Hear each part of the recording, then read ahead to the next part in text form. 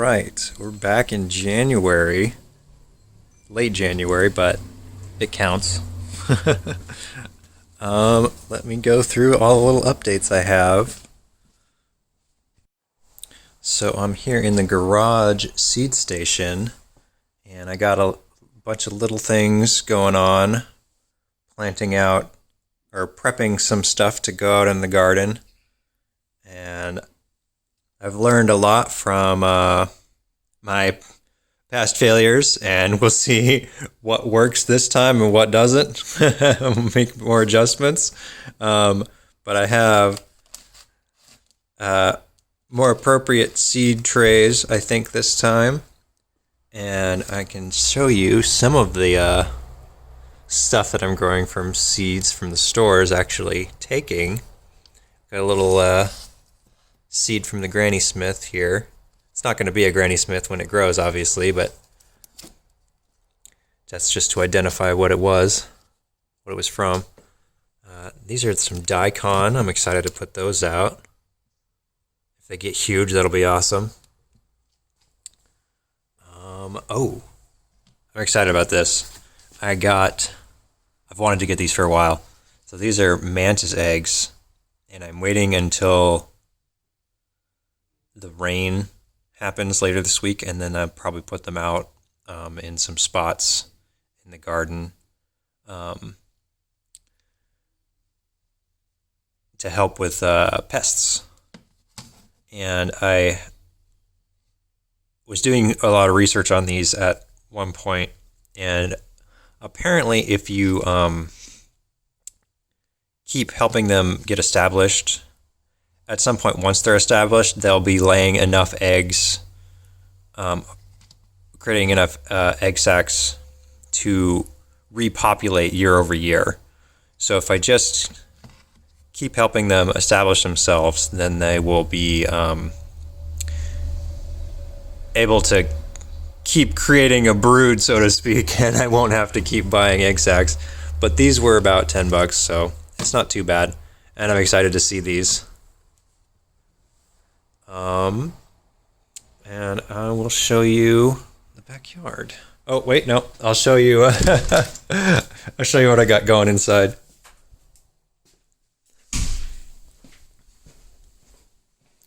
So we went to a nursery, and they had all these poinsettias that hadn't sold. And so he said, well, they had a big free sign, and he's like, just back up your car and load them up. And I'm like, I don't know if I need that many poinsettias, but I want to have poinsettias. So what I did was I took a lot, and so now I've got a little arrangement here. I started grabbing some, and I wanted to get at least one of each color to figure out how to raise these properly. And he's like, you want a flat for those? And I'm like, sure. So he gives me a flat to put them on, and he's like, you can't leave them until you filled up the flats. He gave me 2 flats. So I ended up with 2 of each color, which is hilarious. All of them free. So I'll show you what's going on out here. Still got my cuttings. None of them have sprouted yet. It's going to be a little while. And as we were taking down our Christmas tree, I figured why not try again with Christmas tree cuttings. And some of these are actually not coming up when I tug on them. So they might actually be doing something. We'll see if this nonsense goes anywhere, and if I'm growing my own Christmas tree. We got a lot of new things for the spring. These are blueberries. I'm excited to finally have these. These are goji berries. And I finally have some raspberries. The seeds that I'm experimenting with haven't sprouted yet. And I'm trying some new methodologies because I kind of jumped the gun and just put them straight into the soil in little pots. But I probably should have cold vernalized them in the fridge first. So I'm doing that now. But I couldn't really wait to have raspberries, so I got a plant, and we're gonna have raspberries this year. Here's what the blackberries look like. They're kind of getting ready, I think. And some of the other stuff we got, because we went to a bunch of nurseries, and because I was ready to get all sorts of new stuff for the spring. I had a list. So this is a coffee tree. This one is called, I believe he told me it was from a Costa Rica type. This is called Obata Rojo. And that's probably going to take a while to get big, but that'll be fun when it finally happens. Oh, and the horseradish that I planted from the store is sprouting. At last. Another thing we got is this peach tree. This is a semi-dwarf donut peach. And you can look at pictures of these. They literally look like a donut. You can like punch out the center of the peach and it'll look like a donut. So I don't know how many we're going to get this year, but this is a pretty sizable, or was a pretty sizable bare root tree. And I've never gotten a bare root tree before, but this will be interesting to see what it does. Oh, check out my wheat.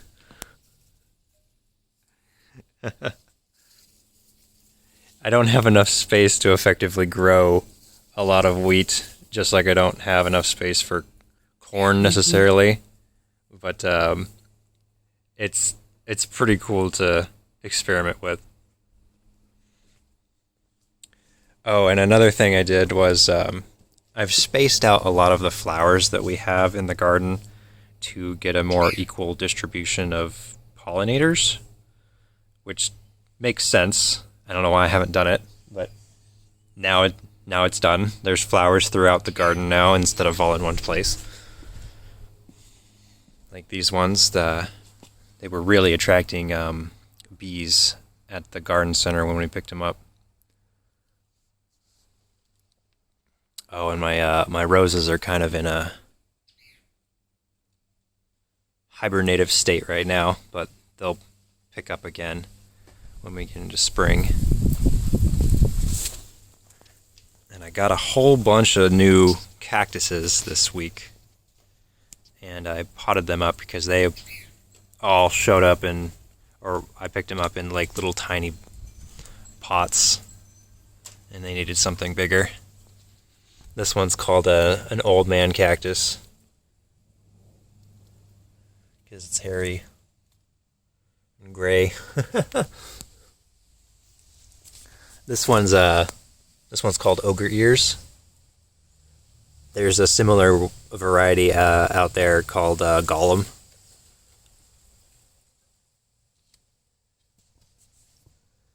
And I don't know if this one is plants like this. This is either a pencil tree plant or a fire sticks, I think. Once it starts getting bigger, if it's fire sticks, it'll turn like a red tinge color. And if not, then it's probably the pencil tree. And this is a little succulent that I didn't realize I had in my yard, off to the side. I just kind of found them, and so I've potted up a cutting of it, and I'm going to be growing more of that. This is a velvet plant. obviously related to this chocolate soldier one here that we have in our front yard. We have a big tree of it, and I'll show you that actually. But my intention was to plant a cutting of it, and so I went out there yesterday to take off a piece, and it was doing the job on its own. I'll include video of that. A piece of one of his leaves had fallen down to the ground and was just sprouting all those little sprouts on its own. So nature was taking place all on its own without any assistance. So here we have, I believe it's called the kalanchoe velvet plant. And what happens, unfortunately, is pieces break off of it. Like right here, you can see it happening. And they fall down to the ground. And I found one that just had a bunch of little sprouts coming off of it. So that was cool. I was gonna take like one of these little sprouts out of the ground, but I didn't even need to do that. So back in the backyard, I can show you some stuff that's going on. My broccoli that I've kind of been late on harvesting is starting to bloom, which is really interesting because I've never seen it up close before. You can see like little heads that are coming in, and then you can kind of see it in different stages of the blooming all throughout on this bigger one. It's really cool. Over here I mentioned at the end of the last video that I planted a clove of garlic, and it is in full swing right now. Probably not enough space for all these little pieces of it, but it'll be fine. I'm gonna get a lot of garlic. Oh, and I filled out, let's see, I have 12 spots for dragon fruit on my trellises. I filled out, no, not 12. I have 4 times 4. Yeah, 16. So I filled out 12 of the 16 spots now. And they're all different varieties. Some I got from potted plants, and some were cuttings. But I am very excited to see how crazy these grow once we get to the warmer weather.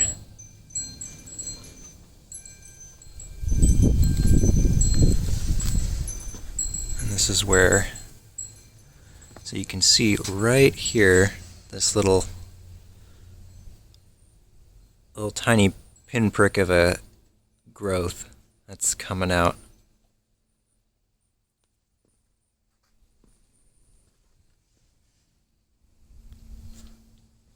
And then some of these are real big.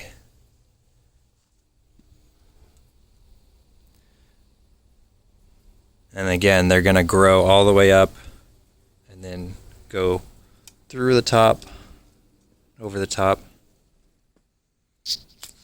And they'll bloom in the middle of the night. I'll have to keep an eye on when the flowers show up, because they'll open up and then either self-pollinate or require pollination in the middle of the night.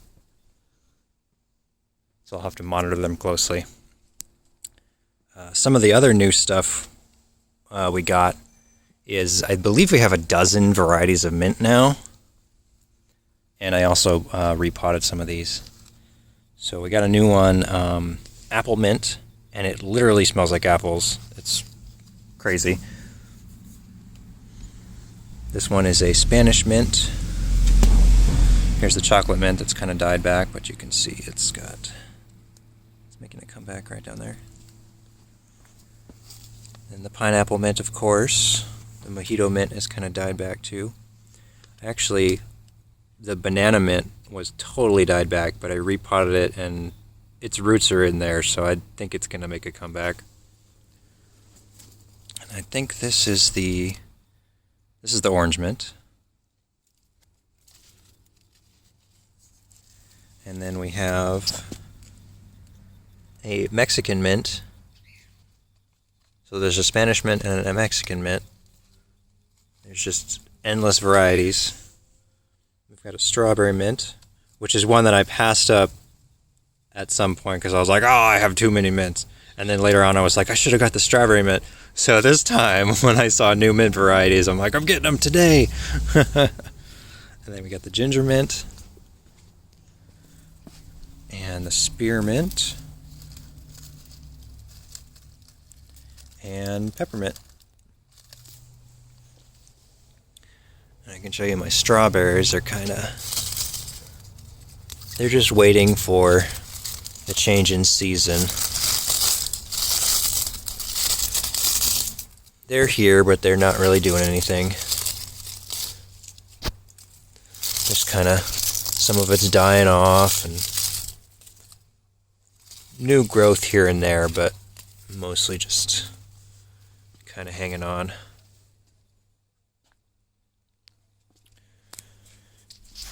My almond dropped all its leaves, but it's going to put some new ones on at some point.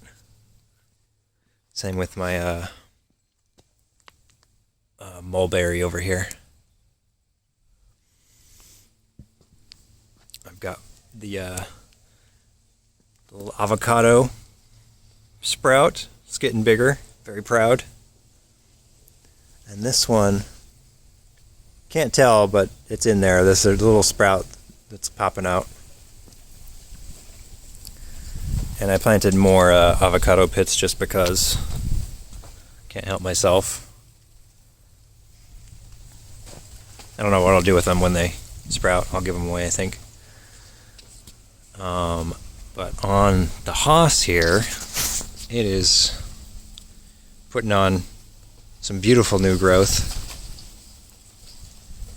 And I'm thinking we're going to see it bloom in the next 2 months or so.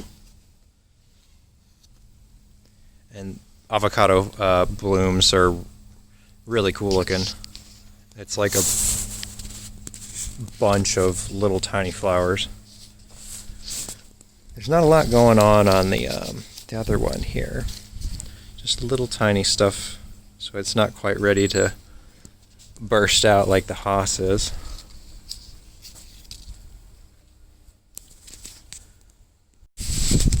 Oh, and since I'm right here, I'll show you the other stuff we got from the nursery.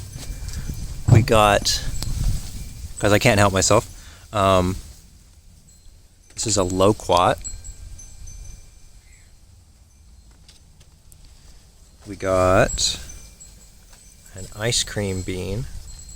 And we actually got the opportunity to try one of these straight off the tree when we were at the nursery. It was really good.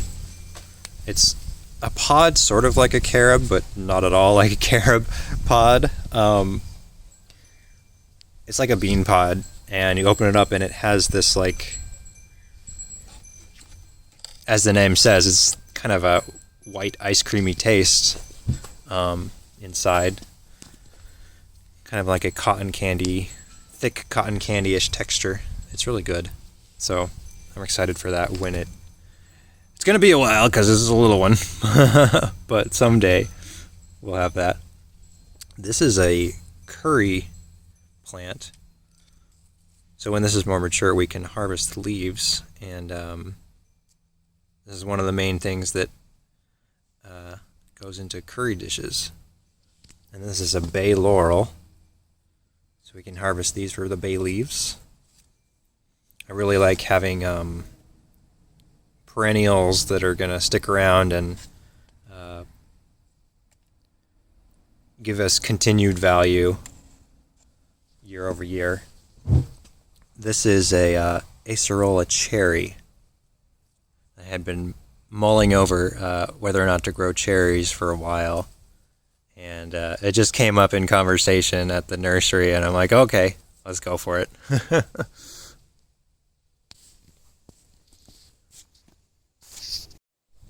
couple other things I've done recently are I've prepped some potato planters here, all these buckets.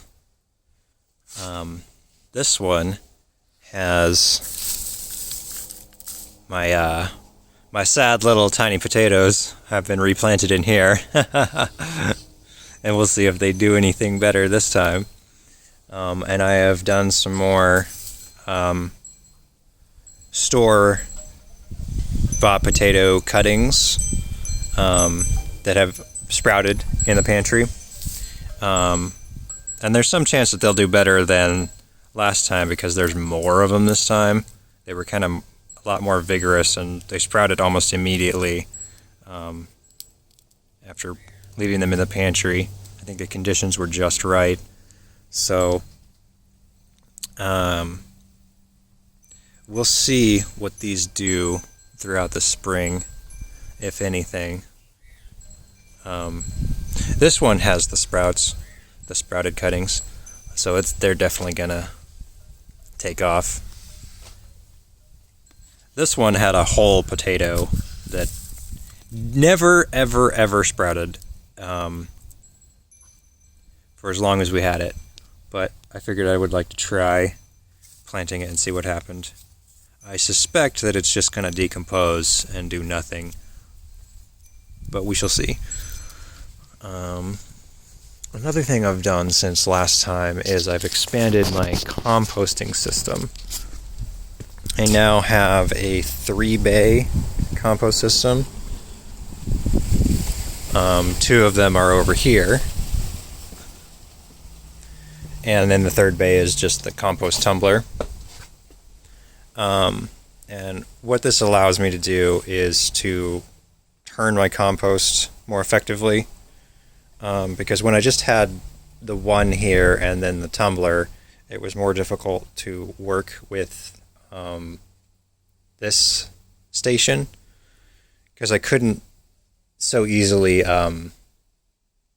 turn what I had and aerate it and help it break down faster.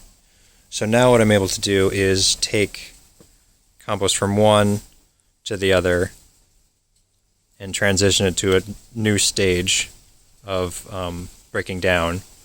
And then once this one is at a certain stage, I will take it to the 3rd bay, which is the tumbler, and finish it there. So this should give a much more efficient compost system.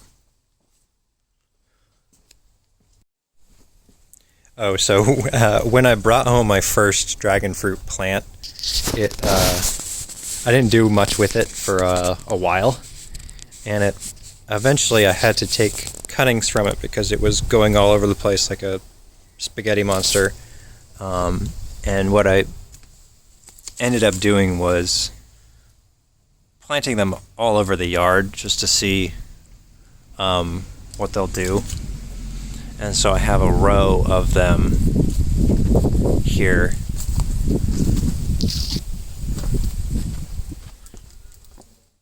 And it looks as though maybe this big one has taken to this spot. The rest of them haven't quite taken yet. But we'll see what they do. And I should point out that all these little succulents throughout the yard have started blooming. This whole patch is going to be all flowers soon. These crushulas over here are already bloomed. And these things are like bee magnets. At some point I'll come out here and this will just be covered in bees. It's great. And then you can see these, so this is a chandelier plant. And this is what it looks like when it's bloomed. This is why it's called a chandelier plant. There's another one.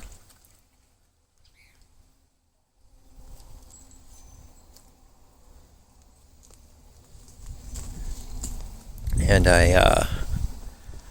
in keeping with my plan to have more flowers throughout the garden, I moved one of these crushulas to a pot over here. But it was kind of soon, or I should say it hasn't been that long since I potted it and put it in this spot. So it's unlikely that it's going to bloom. But I think next year it might. And then I'll have a big swarm of bees all over it in this spot and have more pollination evenly throughout the garden. Probably keep hearing the wind chimes.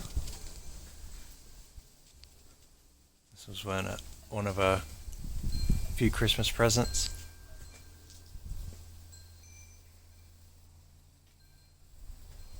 You may have noticed this. I got this. This is supposedly to deter birds. I got this from Daiso.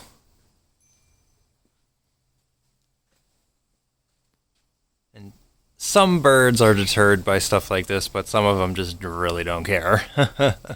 It's supposed to be the shiny will scare them off, not necessarily the shape.